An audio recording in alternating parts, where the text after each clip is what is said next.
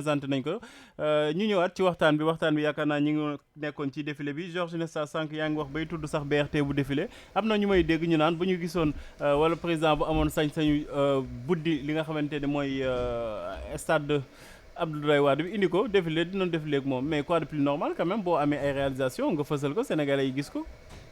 ah waaw mais c'est une excellente chose. comme moom wax na ko démb si discours am bi sax nee na BRT bi moom fii ba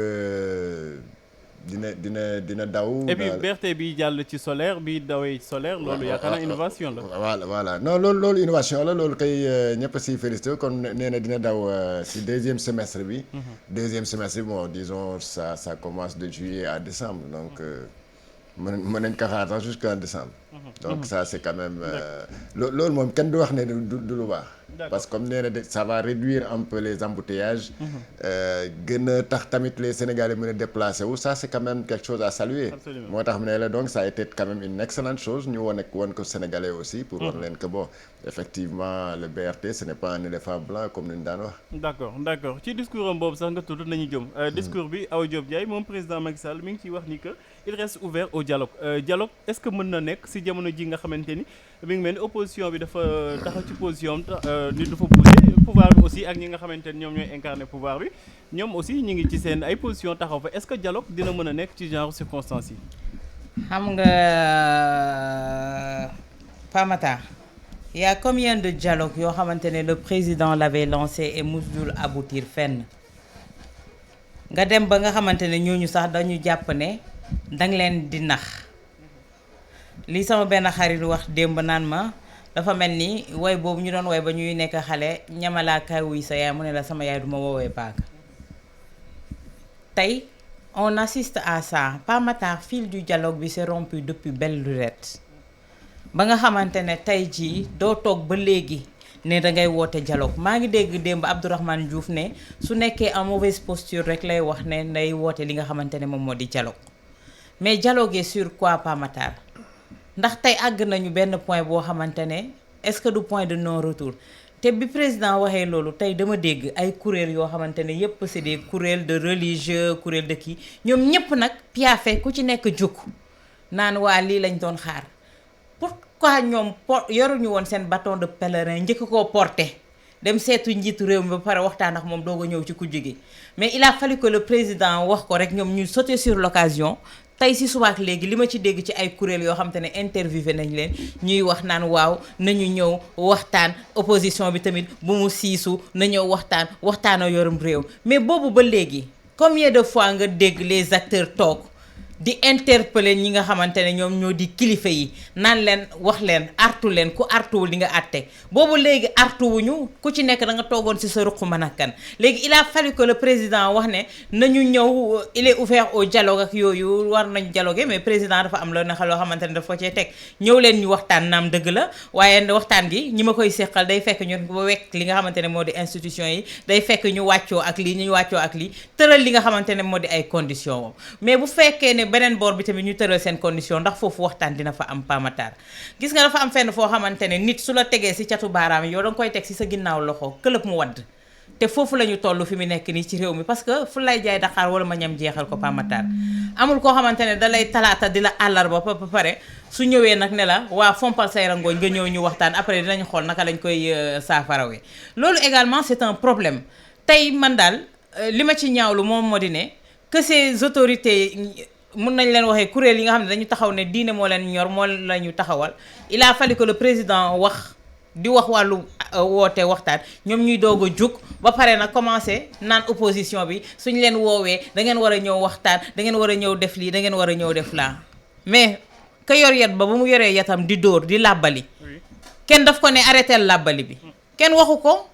loolu moom mooy wane parparloo bi nga xamante ne moo fi am gis nga sincérité moom moo fi amul te man sincérité boobu gëwuma ko Pamataar gisuma ko te gëwuma ne c'est le moment de dialoguer sur quoi am na la ñoo xamante ne tu as fait beaucoup de mal et le mal est tellement profond kooku nga woo ko ne ko kaa ñu waxtaan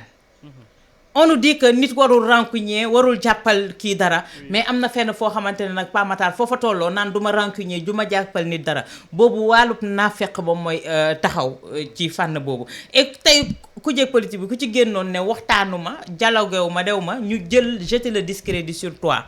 mais kooku moom moo indi benn sincérité mais ki nga xamante ne daf la naan kaa ñu waxtaan ba pare fekk làq na yat wala ku la ne kaa ñu songoo xeex ni ko Thione Seck doon waxee fekk na mu joggi sib xeer kooku ndax wóolute dina fa amati nee naa la wóolute moom moo fa amati démb ba léegi maa ngi ko koy wax le respect de la parole donnée tax na fi mu nekk nii nit amatul kóolute ci kenn muy ci yow wala ci man wala ci keneen ak keneen pamatar Imam est-ce que tey jii di nga comprendre quand même yenn critiques yi nga xamante ni Imam kay buñ ko waxee yow kese yaa wax ni la bay ko kenn sañu fi tontu alors est-ce que di nga comprendre tey jii yenn critiques yi ñuy def ci président Macky Sall vu que souvent dañ koy reprocher que mu bañ a amal dialogue bu ñëwee tey jii ubbeeku na pour ñu mën a amal dialogue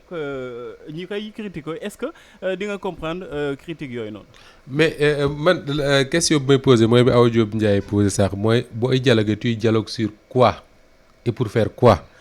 pour man c'est des questions préalables bi ñu war a régler parce que boo xoolee année yi ñu weesu à chaque fois Pape nga daan toog ci plateau wu télé wala un opposant wala un observateur wax ne le président de la République du dialoguer ak opposition lan lay wax dañ laan la wéy l'Assemblée nationale est le lieu du débat parlementaire ña nga fay waxtaan wala ñu ne la woote woon na dialogue politique bi Fama Ibrahima Sagna jiite woon waxtaan nañ ci lii waxtaan nañ ci les partis yi bëgg a ñëw nañ ci bëggutu ñëwuñu mais ces dialogues là est-ce que ba léegi tax na mu régler tension politique bi nga xam ne moo ne ci Sénégal gis nga nit bu ngeen bëggee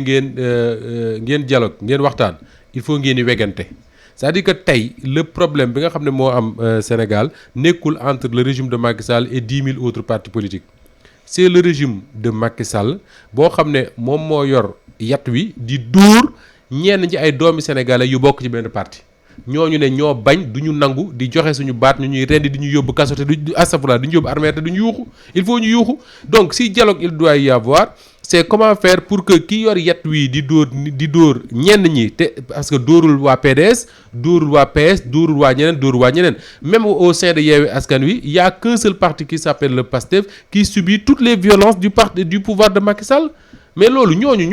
ñoo am droit tey taxaw ne ñun dañoo bëgg ñu tegg lii ak lii poser seen ay conditions pour ñu dem ci nu ñu régler seen ay problèmes beneen bi mooy tey fi ñu toll nii à quelques mois de la présidentielle de 2024 suñ ne ma ci lan lañ war a dialoguer dama naan leen ci loolu yomb la mooy président de la République moo war a taxaw moom ci boppam dialoguer ak sénégalais yi xam nga lu muy dialoguer ak sénégalais yi wax leen ne leen kaddu ga nga xam ne moom laa doon wax ba ngeen ma falee avant ngeen may fal ak bi ngeen ma falee ba 2019 kaddu googu ci laa nekk dinaa ko respecter mooy du ma nekk candidat en 2024 gis nga bu waxee loolu ba pare teg ci ne dinaa fexe man président Macky Sall organiser élection yoo xam ne li ñuy wax des élections inclusives bépp sénégalais boo xam ne yaakaar nga ne war nga cee mën a bokk que tu remplis les conditions pour bokk ci di nga ci bokk xoola Sénégal jàmm ne ñooyu jërul dialogue xoola jàmm danaan ñooyu ñu dem ci élection man pour man le seul dialogue qui vaille tey mooy mu wax ko ak waa opposition bi comme ni ma ko waxee keroog mu wut koo xam ne day dox seen diggante mu dem di ko wax wala moom ci boppam mu jàkkaarloo ak le peuple sénégalais comme ni mu jàkkaarloo woon ak peuple sénégalais bi démb wax leen ne leen élection yii di ñëw constitution mayuma ma bokk ci sama kàddu mayuma ma bokk ci duma ci bokk li ma leen ameel mooy naa leen organiser élection yoo xam ne yu mucc ayib ku ma war a remplacer ma dem noppalu ci jàmm ak salaam lii mooy dialogue Sénégal su ko defee jàmm na ñooy amul leneen. Pape Sané da ngay partager avis bi Moustapha exprimé léegi.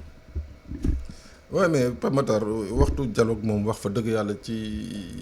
Sénégal waxtu dialogue moom passé dañ ko d'autant plus que nee nañu saa yu ñuy woote dialogue day fekk mu am blocage institutionnel mais fu mu ne nii à ma connaissance institution yëpp ñu ngi dox normalement. waaw même bu dee député yaa ngi kaas ni que seen yenn courrier yi ñu déposé ba tey jii pour convoquer ay ministres ba léegi sotteegul mais néanmoins on considère que assemblée mu ngi dox on considère que justice mu ngi dox donc man gisuma fi lan moo war a indi un dialogue tey daal je dis ni que président defee di woote que voilà ma porte n'est pas fermée pare naa pour wax di ci poser conditions yooyu yëpp daf ko jarul l'essentiel mooy li nga xam ne moom la pacté ak sénégalais yi damay def sama ñaari mandat bu geexee ma dem sama yoon mooy benn premier fànn bi muy war a njëkk respecté respecté ko pour les Sénégalais yi nga xam ne 2012 ñoo ko voteel 2019 également ñoo ko voteel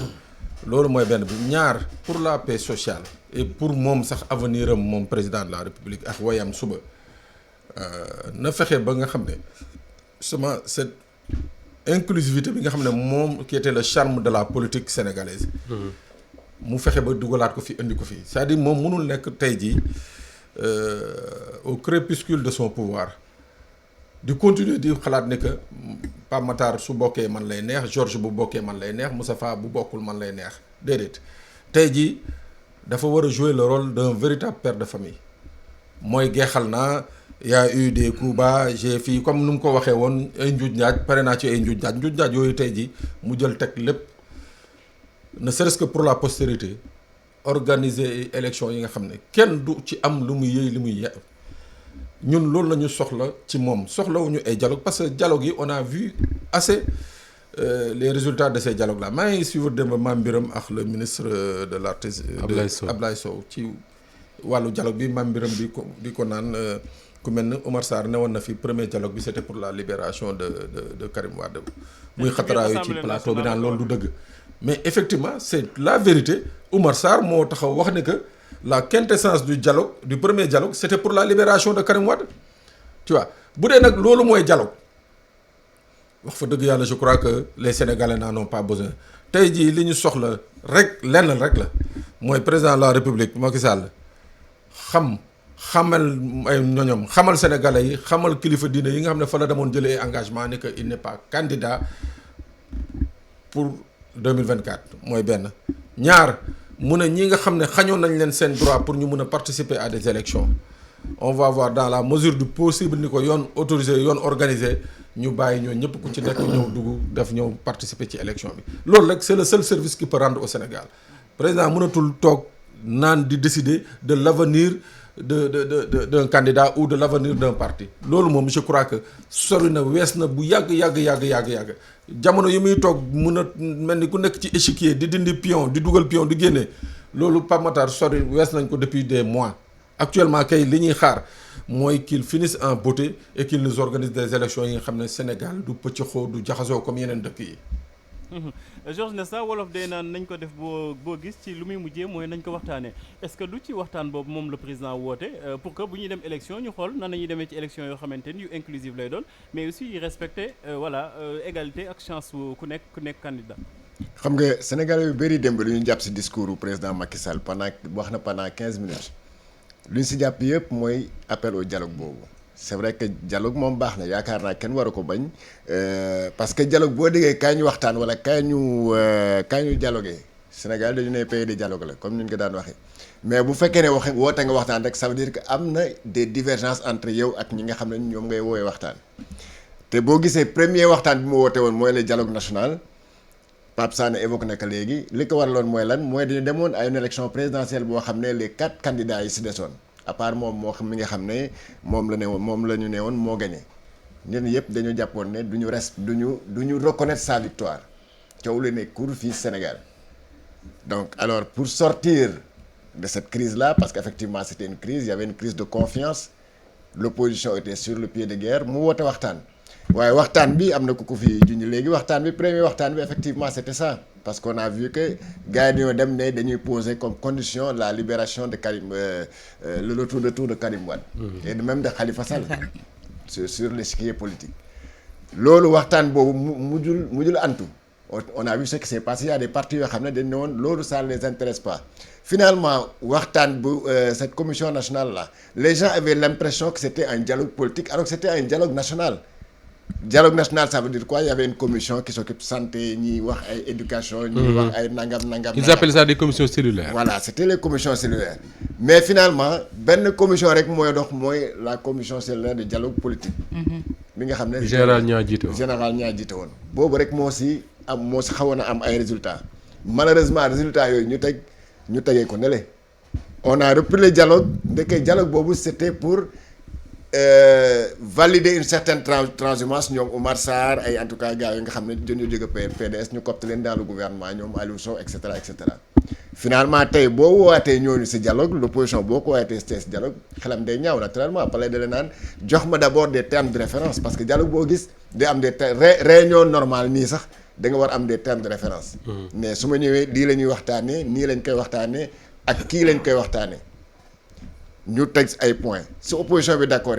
xayrun bu d'accordul moom mu xam ne moom moo am problème. parce que fu mu nekk nii moom moo gën a xam ne président Macky Sall bu dee bu woote dialogue effectivement comme ni koy Abdourahmane Diouf waxee c'est qu'il est dans une position mauvaise posture te xam ne il est en mauvaise posture pas seulement avec l'opposition mais même avec le citoyen lambda citoyen boobu mooy lan mooy koo xam ne day xaar qu'on décrispe un peu situation bu ñuy dund nii ku nekk xam nga ne Sénégal fu mu nekk nii am na problème parce que ñëpp a tiit ñëpp a ngi wax ne est-ce que élection yi ñu jëm nii lan na la jural Sénégal te loolu benn problème rek la de mooy sa 3e candidature. waxtaan tey mënul nekk tey mënoo réunir opposition bi te nee leen ne waxoo leen ne suma candidature na nekk au cœur des discussions. au cœur des discussions boobu mooy lan xanaa xalaatul ne kay parce que dégg naa ñu koy junj sax de y a des gens yu ne léegi est-ce que duñu may Macky Sall mu dem ba 2017. 2027 mu génn ñu organiser des élections yoo xam ne nag désormais sera pour 7 ans. li ñu mayul Abdoulaye Wade dinañ ko ko may loolu moom loolu am na. Abdoulaye Wade mi waxoon may leen ma àggale sama chantier yi. dégg naa benn candidat bu suggéré loolu. mais xam nga loolu jarul loolu duñ ko waxtaanee. réew mi bari toppal parce que loolu boo ko defee ça va amener quoi on va encore réviser la constitution dépenser encore des milliards pour ne ok on va changer de stratégie ma ne 5 ans 12 ans ku ko def si nguur war nga doyal. Nicolas Sarkozy ngi nii France 5 ans la si am dem. ku mu remplacer Hollande 5 ans la si am dem. l'américain là le fou de Trump là 5 ans la si am dem. mais yow est-ce que 4 ans mais yow 12 ans doy na si nguur boo demee États-Unis 12 ans 3 mandats la. mais est-ce que cet appel au dialogue sax est sincère. parce que soo demee bay poser ay conditions naan ku respecté wul kii ñi respecté nii. mooy yaa ngi exclure moo tax ma nee la. loolu lu mu dialogue na commencé par wax ne suma 3e candidature bi vraiment maa ko waxoon mais maa ngi leen di jégalu ma dem suma yoon. gis nañ des cas comme ça des présidents yoo xam ne mais le président Macky Sall il n'est pas encore si vieux que ça. pour non Georges xam nga pour man le préalable bi njëkk su fekkee dañu bëgg a dialoguer rek dialogue bu sincère préalable bi njëkk mooy président Macky Sall wax ne dinaa respecter sama kàddu du ma nekk candidat en 2024 léegi ñëw leen ñu waxtaan comment organiser de bonnes élections ñu fal ki ñu bëgg a fal mu remplacer man dem naa sama yoon. c'est-à-dire bu dee loolu mooy moom li koy yëkkati mooy li waxtaan bi foo ko mën a yóbbu. oui du man di naan xaar leen conseil constitutionnel wax. non parce que juridiquement sax xam nga ñoom seen camp dañuy naan débat bi fu mu nekk nii c'est un débat juridique. c'est pas vrai conseil constitutionnel. non juridiquement boobu sax c'est pas vrai parce que c'est très problématique politiquement c'est pas correct. politiquement c'est pas correct parce que quand même ku def 12 ans à la tête d'un État war nga doyal. loolu liggéeyul dem ba dégg naa muy lister tout ce qu'il a réalisé mais Abdoulaye avait fait autant. mais Abdoulaye Wade def na fi ay réalisation yoo xam ne bu ko neexoon mu ne man damay bëgg a égaler suma chantier. ne woon ne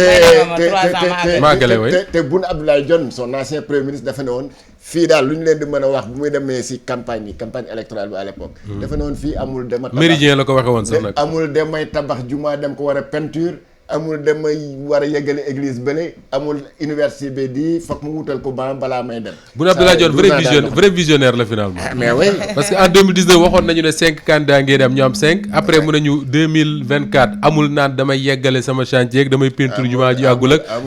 jeex na c'est-à-dire que kàddoom googu mooy kàddu gi ñu war di teg ci rajo yeeg télé yi tout le temps pour ñu xam ne li ñuy wax nii du suñu wax en fait du suñu ay wax quoi waxu président de la république la moom moo ko wax waa partem wax ko waa coalition wax ko sénégalais yi ba pare wax ko lépp lu Sénégal am ci kilifa diine dem na ci yow wax la ne la référendum bii may def en 2016 c'est pour régler un problème boo xam ne problème mu sénégalais yépp la mooy ay fukki nit wala lu ko ëpp ñàkk nañ fi seen bakkan ci da ngaa war a faloog waroo faluwaat léegi loolu laa bëgg régler définitivement wax ne kenn du ma dégg man président Macky Sall may coow ci wàllu 3e mandat 4e mandat mais tey il nous amène dans ce débat là nga bëgg a gis ay nit yu taxaw di ko layal naan ñu quinquennat 3e quinquennat 2e quinquennat 5e quinquennat mais c'est pas vrai il faut arrêter nañu respecter Sénégalais yi France seen constitution bu France dafa bind ne comme suñu article 27 bi réglé nul ne peut exercer plus de 2 mandats consécutifs pourtant Emmanuel Macron xam na loolu en 2027 xelam xalaatul mu naan damay déposer ji conseil constitutionnel tranché xelam xalaatu ko déposer pour conseil constitutionnel bu France tranché ba xam war naa bokkam déet xalaatu ko léegi pourquoi Sénégal ñu bëgg ñu ne ñu looy léegi il faut ñu bàyyi président Macky Sall mu dem déposer conseil constitutionnel tranché mais mon Dieu il faut arrêter le conseil constitutionnel n'a rien à voir avec ça président de la République moo régler problème bi nañ yem ci loolu. te pas matin am na leen loo xam te ne également duñ ko occulter dans le discours moo di ne ANSD également va entrer en service ci nee nañu dañuy recenser waat la population. te recensement population boobu yem moo ñuy réviser